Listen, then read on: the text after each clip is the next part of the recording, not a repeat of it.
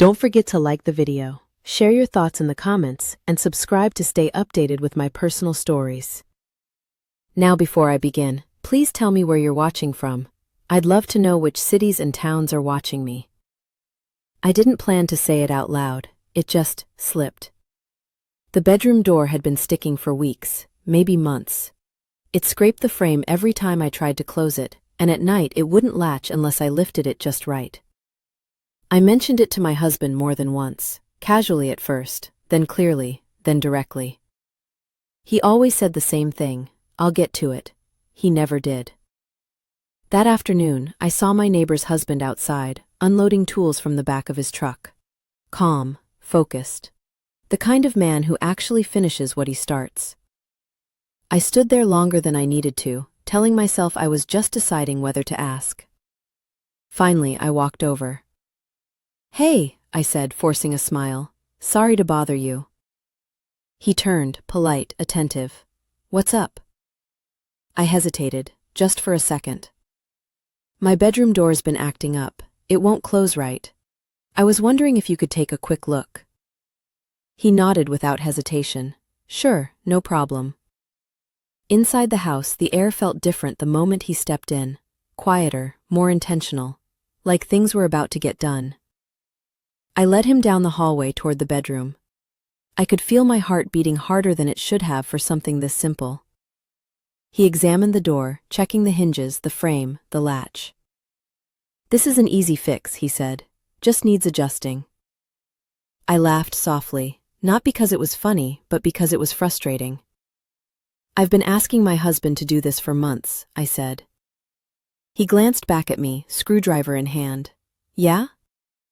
That's when I said it. I told him my husband is useless. The words hung there, heavy, honest, irreversible. He didn't react right away, just kept working, tightening a screw, realigning the hinge like he hadn't just heard something deeply personal. "I'm sorry," he said finally. "That's tough." The door closed smoothly with a soft click. Fixed. I stood there staring at it, then at him. "Thank you," I said. And I meant more than just the door. He wiped his hands on a rag and stepped back, giving the door one more test. "There," he said. "That should hold." I nodded, still staring at the door like it had somehow betrayed me by being so easy to fix. "I don't know why it bothered me so much," I admitted. "It's just a door." He gave a small shrug. "It's usually not just the door." That caught my attention. I looked at him. Really looked at him this time. Calm, steady, not rushing, not distracted. "My husband's a good man," I said quickly, like I needed to defend someone who wasn't there. "He just doesn't listen anymore." He leaned against the wall, not too close, but close enough that I felt the shift in the room. "Sometimes people stop hearing what they think they already know," he said. I let out a breath I didn't realize I'd been holding. "That's exactly it," I said. I tell him things, and he nods, but nothing changes.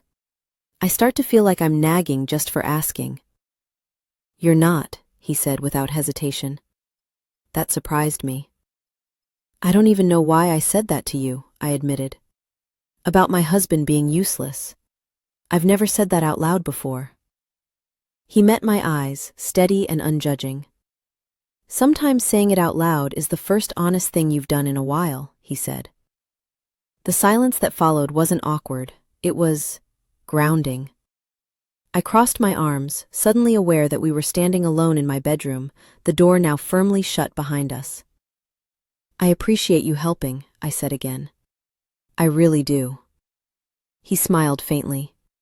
"Anytime." Then, as if remembering himself, he straightened up. "I should probably head back," he said, "before my wife wonders where I disappeared to." Something in my chest tightened at that. "Of course," I said. "Yeah." We walked back down the hallway together. At the front door, he paused. "If you ever need help with anything else," he said, careful with his tone, "you can ask." I nodded. "I know." He stepped outside, and the door closed behind him. I leaned against it for a moment after he left, listening to the quiet settle back in. The door was fixed, but the thought that stayed with me was how easy it had been for someone else to show up. That night, my husband didn't notice the door. Not the way it closed smoothly. Not the way it didn't scrape or stick anymore. He walked past it like it had never been broken, like I had never asked. We ate dinner in front of the TV, small talk, weather, something about work. He scrolled on his phone while I talked, nodding in that half-present way I'd grown used to. At some point, I stopped mid-sentence. He didn't notice. That was when it hit me. It wasn't that he couldn't fix things. It was that he didn't see them as worth fixing. Later, when we went to bed, he fell asleep almost instantly. I lay there staring at the ceiling, listening to his breathing, thinking about how quiet the house felt earlier when my neighbor's husband was here. Not loud quiet, focused quiet. The next morning, I opened the bedroom door just to hear it click again. Solid, certain, final. I don't know why that mattered so much. A couple days passed before I saw him again. This time, it was accidental. I was pulling trash cans back toward the house when I noticed him across the street, washing his truck. He looked up and gave a polite nod. I nodded back. That should have been it, but then he walked over.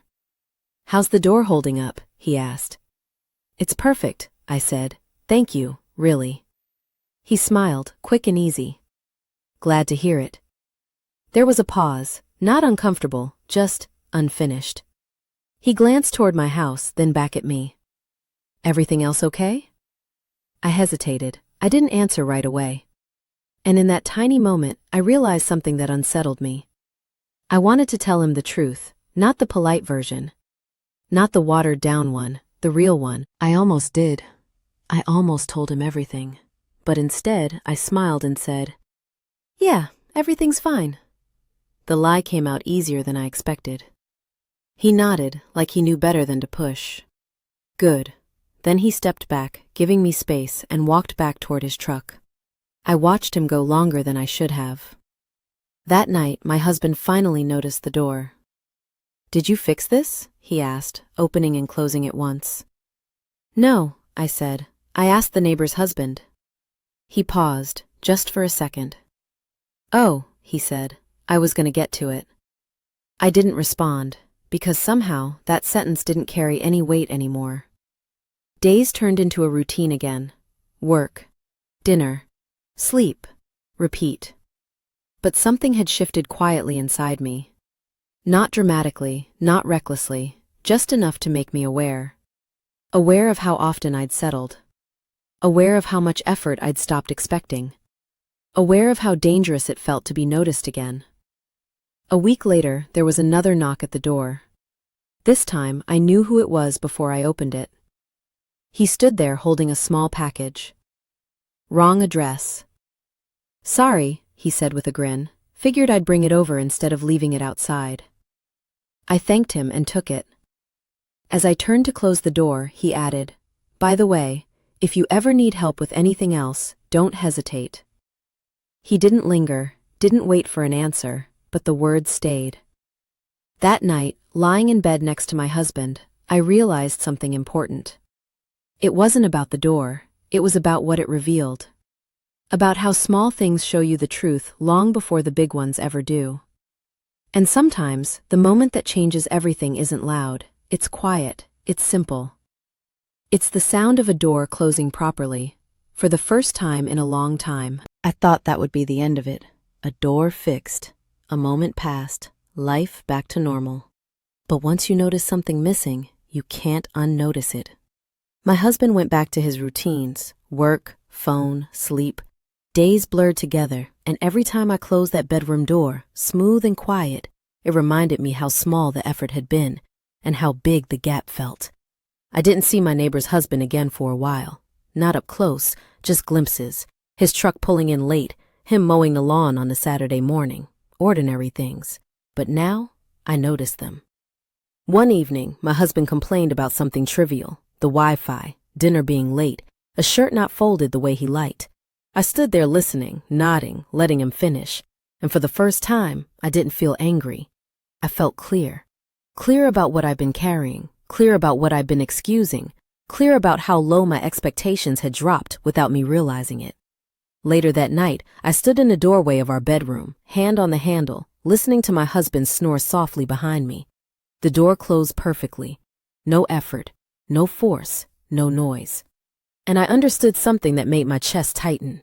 It wasn't that I wanted my neighbor's husband. It was that I wanted to feel supported, considered, worth 10 minutes of effort. The next morning, I made a decision. Not a dramatic one, not a reckless one, just an honest one. I stopped asking for things I shouldn't have to beg for, and whether my marriage would change because of that, or end because of it, I knew one thing for certain. That door didn't just close properly. It showed me exactly where I'd been standing the whole time. A few days later, my husband finally asked me what was wrong. Not in a confrontational way, not defensive, just confused. "You've been quiet," he said one night, standing in the doorway of the bedroom. The same doorway, the one that no longer stuck. "I'm fine," I replied automatically. But this time, he didn't accept it. "No," he said, "you're not." I sat on the edge of the bed, hands folded in my lap, staring at the floor. For a moment, I considered brushing it off again, keeping the peace, keeping things easy. Then I remembered how easy it had been for someone else to listen. "I'm tired," I said finally. Not physically, just tired of asking. He frowned. "Asking for what?" "For effort," I said.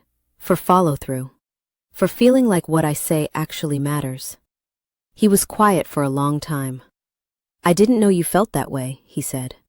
I looked up at him. That's the problem. He sat down beside me, slower now, like he was trying not to miss anything else. "I don't think you're useless," I said softly, "but I do think you stopped trying." That landed. I could see it in his face. The days after that weren't magically better. No dramatic turnaround, no sudden grand gestures. But things started getting fixed. Not just doors, conversations, habits, attention. And every now and then, when I see my neighbor's husband across the street, we exchange a polite nod. Nothing more, nothing hidden. Just two people who cross paths at the right moment, and then stepped back. Because sometimes, the purpose of a moment isn't temptation, it's clarity. And sometimes it takes a door finally closing the way it's supposed to remind you that you deserve things to work. Life didn't turn into a movie after that. No dramatic scenes, no secrets, no lines crossed. Just honesty. Finally. My husband started noticing things again. Small things. The kind that used to go unseen. He didn't become a different man overnight, but he became present. And that mattered more than grand gestures ever could. As for my neighbor's husband, he went back to being just that. A neighbor. We never talked about the door again. We didn't need to. That moment had already done its job. It showed me what was missing, without taking anything from anyone. Sometimes, help comes from the most unexpected place. Not to pull you away, but to wake you up. And every time I close that bedroom door now, smooth, quiet, solid, I remember the lesson it taught me. If something matters to you, it deserves attention. And if you have to beg for that attention, something is already broken. A few months have passed since then. The door still closes the same way. Smooth, quiet, certain. But what's different now is me. I don't swallow words anymore just to keep things calm. I don't repeat myself hoping someone will eventually hear me. And I don't minimize what I need just so it feels easier for someone else. My husband still isn't perfect. Neither am I. But when I speak now, he listens. And when something needs fixing, it gets fixed. Sometimes I think about how small that moment was, how ordinary it looked from the outside. A neighbor, a door, a few honest words said out loud, and how easily it could have gone another way. But it didn't. Because not every story is about crossing a line. Some are about finally seeing it and choosing to step back with your eyes open. If this story felt familiar, if it reminded you of something in your own life, you're not alone. Sometimes it's the quiet moments that tell us the most. And sometimes, all it takes is one small thing finally working to show you what hasn't been. Thanks for listening.